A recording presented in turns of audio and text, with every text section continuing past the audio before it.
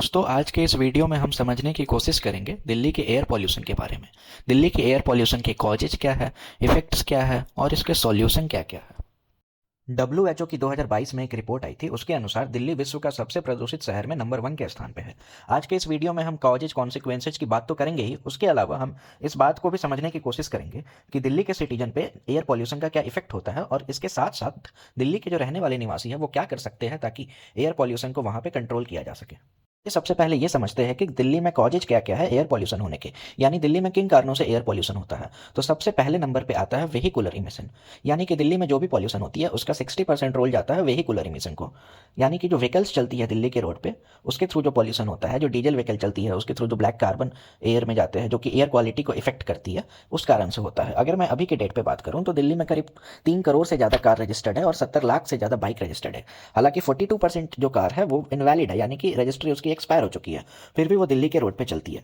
तो इसके कारण 60% पॉल्यूशन दिल्ली में आता है।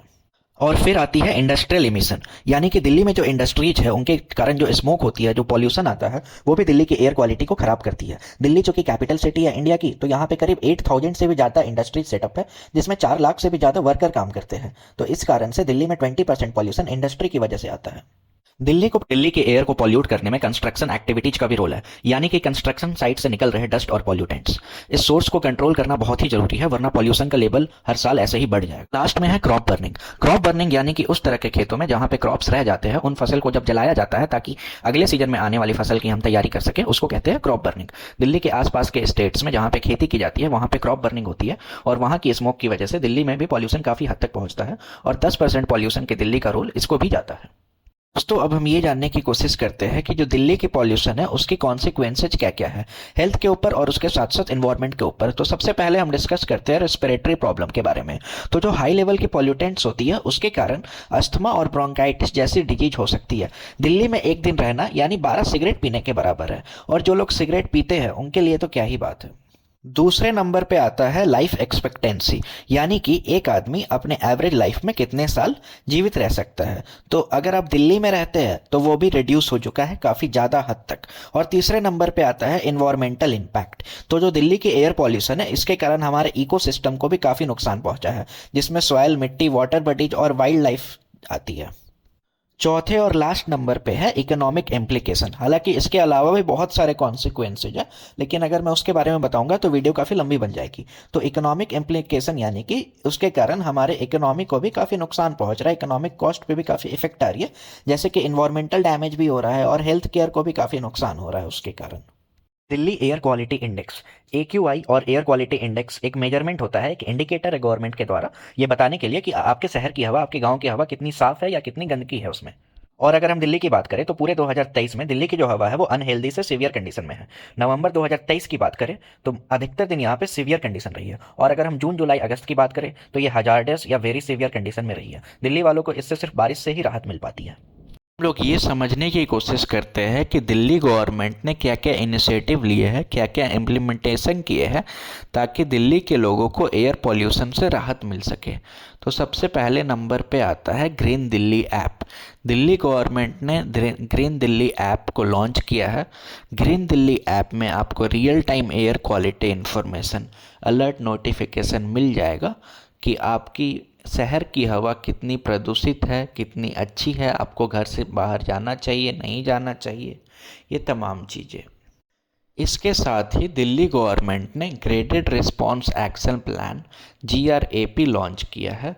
इसके तहत उन्होंने दिल्ली की हवा को 4 स्टेज में बांटा है, स्टेज 1 से लेके स्टेज 4 तक। इसको वो लोग धीरे धीरे इम्प्लीमेंट करेंगे, जैसे जैसे हवा ख़राब होती जाएगी वैसे प्रदूषित हवा कम होती जाएगी। इसको हम लोग समझने की कोशिश करते हैं। Graded response action plan GRAP के 4 स्टेजेज है। स्टेज नंबर 1 में जब दिल्ली की एयर क्वालिटी इंडेक्स 201 से 300 के बीच हो जाए तो फिर दिल्ली सरकार 2 ठोस कदम उठाएगी। पहले नंबर पे सारे जनरेटर को बैन कर दिया जाएगा और कंस्ट्रक्शन साइट पे वाटर की स्प्रिंकलिंग की जाएगी। दूसरे स्टेज पे अगर एयर क्वालिटी इंडेक्स 301 से लेकर 400 के बीच हो जाती है तो ब्रिक किल्न्स पे, यानी कि जो ईंट के भट्टे बनते हैं जहाँ से फ्यूल की वो होती है, उनको बैन कर दिया जाएगा। कंस्ट्रक्शन मटेरियल पे ट्रक की पार्किंग को बैन कर दिया जाएगा। इसी तरीके से अगर हम तीसरे स्टेज की बात करें, यानी कि जब एयर क्वालिटी इंडेक्स 401 से लेकर 450 के बीच चला जाएगा, तो जितने भी नॉन एसेंशियल कंस्ट्रक्शन की एक्टिविटी चल रही है उनको बैन कर दिया जाएगा। Non Delhi registered diesel truck को बैन कर दिया जाएगा। हालांकि ये बहुत दिनों तक बैन भी था, बट इसको अभी रिलीज कर दिया गया है। और जितने भी प्राइमरी क्लासेज के स्कूल हैं उनको भी बंद कर दिया जाएगा। और अगर स्टेज 4 पे आ जाए दिल्ली की हवा, यानी कि एयर क्वालिटी इंडेक्स 451 या उससे ज़्यादा हो जाए, तो इसके खिलाफ 3 कदम है। पहले नंबर पे है कि 50% एम्प्लॉय जो कि नॉन एसेंशियल सर्विसेज में काम कर रहे हैं उनको वर्क फ्रॉम होम दे दिया जाएगा। दूसरे नंबर पे है कि जितने भी डीजल व्हीकल है अगर वो एसेंशियल सर्विसेज में नहीं है तो उनकी एंट्री पे बैन लगा दिया जाएगा, क्योंकि डीजल व्हीकल से काफ़ी ब्लैक कार्बन प्रोड्यूस होता है जो कि दिल्ली की एयर को काफ़ी पॉल्यूट करता है। और तीसरे नंबर पे है कि सभी एजुकेशनल इंस्टीट्यूशन को बंद कर दिया जाएगा। हम ये समझने की कोशिश करते हैं कि हर एक इंडिविजुअल, हर एक नागरिक दिल्ली की एयर पॉल्यूशन को कैसे कंट्रोल कर सकता है। अगर आप भी दिल्ली में रहते हैं तो आप ज़्यादा से ज़्यादा पब्लिक ट्रांसपोर्ट का यूज किया कीजिए, बसेज और मेट्रो को लिया कीजिए, कार पूलिंग का यूज कीजिए, यानी कि अपने साथ किन्हीं और लोगों को बिठा लीजिए अगर आप सेम रास्ते पे जा रहे हो तो। अगर आप छोटे डिस्टेंस पे ट्रैवल कर रहे हो, शॉर्ट डिस्टेंस पे, तो आप साइकिलिंग कर लीजिए, वॉकिंग कर लीजिए। इससे आपकी हेल्थ भी ठीक रहेगी और दिल्ली की एयर पॉल्यूशन भी रिड्यूस हो सकेगी। चौथे नंबर पे है ट्रीज को प्लांट करना। अपने आसपास ग्रीन स्पेस रखे, गमले रखे, पॉट्स रखे, या फिर जहां भी हो सके प्लांटिंग कीजिए। और लास्ट पॉइंट आता है रिड्यूस, रीयूज, रिसाइकल। वेस्ट कम से कम कीजिए, इको फ्रेंडली चीज़ों को यूज किया कीजिए ताकि दिल्ली की जो एयर है वो फिर से वापस साफ हो सके। हम इस वीडियो के कंक्लूजन पे पहुंचे तो जो दिल्ली की एयर पॉल्यूशन है वो कलेक्टिव रिस्पॉन्सिबिलिटी है।